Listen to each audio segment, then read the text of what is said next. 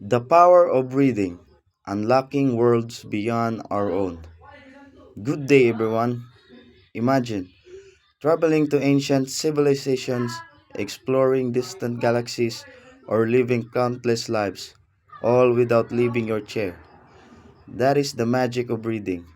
Today, I want to share with you why I am passionate about reading and how it can transform your life too.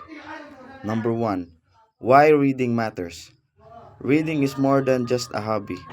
It's a gateway to knowledge, imagination, and empathy. It sharpens our thinking skills, improves communication, and even reduces stress. In a world full of distractions, reading keeps us grounded and connected to degree ideas. Number two, personal impact. Growing up, books were my safe haven.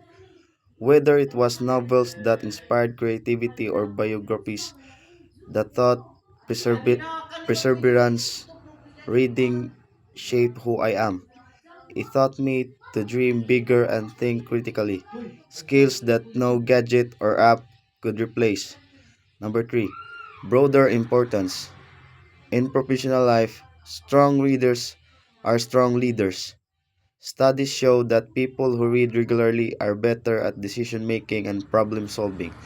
As future professionals and leaders, embracing reading can give you an edge that few others will have. Number four, how to cultivate the habit. Start small, 10 pages a day. Choose topics that excite you: fantasy, science, history, anything. Make it a daily ritual. Over time, you'll find that your mind becomes sharper, your speech clearer, and your world richer. Conclusion. In closing, reading is not just a pastime, it's an investment in yourself. It opens doors to imagination, growth, and opportunity.